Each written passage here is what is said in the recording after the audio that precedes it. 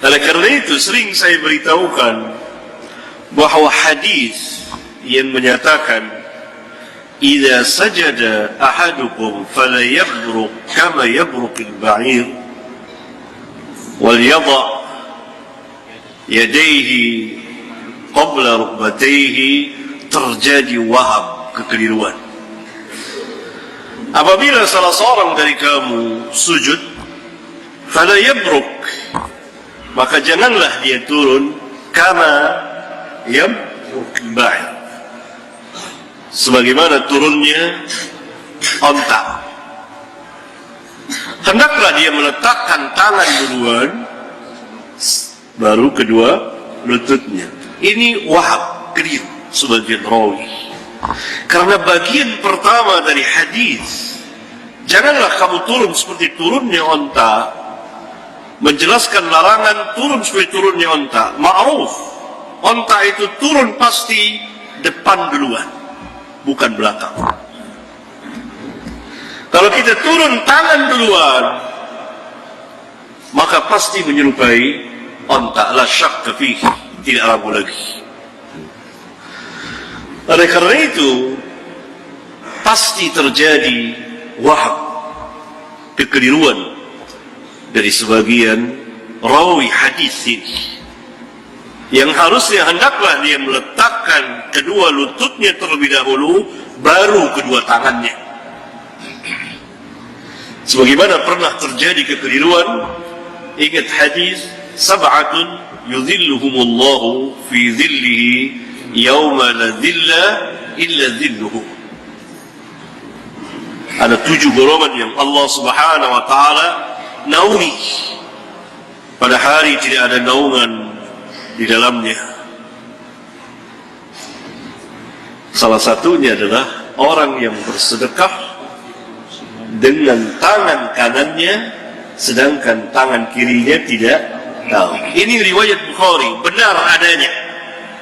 Tapi dalam riwayat Muslim terjadi kekeliruan. Orang yang bersedekah dengan tangan kirinya, tangan kanannya tidak tahu. Waham, keliru.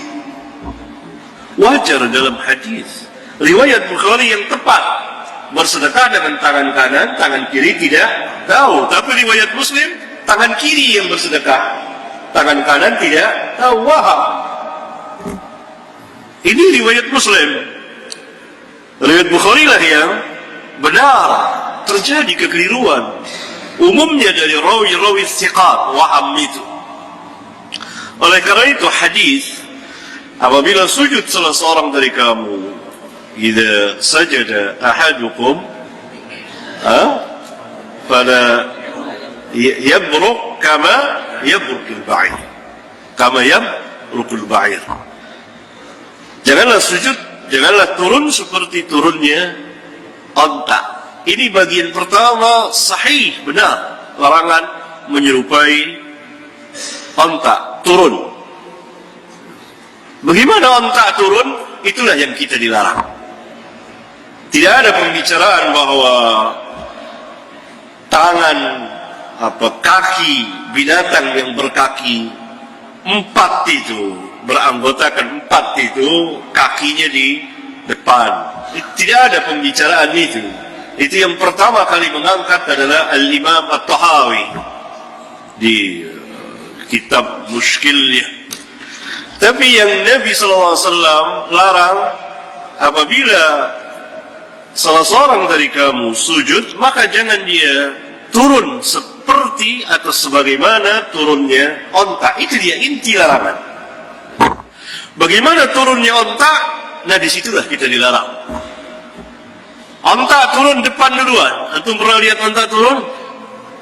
Sebagian dari antum barangkali. Dia depan duluan. Kalau kita turun tangan duluan, sama persis. La syakka fihi, tidak ragu lagi. Bagian yang kedua dari hadis ini terjadi waham, keliru sebagian rawi. Harusnya dia mengatakan wal yadha rukbatayhi qabla yadayhi. Hendaklah dia letakkan kedua lututnya dulu, baru kedua tangannya. Maka tidak serupa dengan onta. Tapi dia mengatakan hendaklah dia meletakkan tangan dulu, baru lutut. Wahab. Sebagian ulama mencurigai yang waham karena hadis ini beredar dari jalan Muhammad bin Abdullah bin Hasan bin Ali bin Abi Talib Al-Hashimi Al-Madani, seorang rawi yang thiqah dari keluarga cucunya Hasan bin Ali, dan namanya Muhammad bin Abdullah bin Hasan bin Ali. Muhammad anak Abdullah, Abdullah anak Hasan, Hasan anak Hasan anak Ali bin Abi Talib. Dia seorang rawi yang thiqah, rawi dia Bukhari, bukan Bukhari, Abu Dawud, Tirmidzi, Bukhari dan Muslim tidak pakai. Tetapi dikritik oleh Al-Imam Al-Bukhari. Al-Imam Al-Bukhari mengisyaratkan bahwa rawi ini apabila meriwayatkan hadis ketika dia sendirian perlu diteliti. Karena itu Bukhari mengatakan la yutaba'u alaihi. La yutaba'u alaihi. Rawi ini tidak ada yang mengiringi dia, mengikuti dia di dalam riwayat, yang menunjukkan bahwa rawi ini sendirian. Maka kalau dia sendirian meriwayatkan hadis perlu diteliti. Dan terbukti di hadis ini, sebagian ulama mengatakan, sebagian ahlul hadis mengatakan ini terjadi wahab terhadap hadis ini.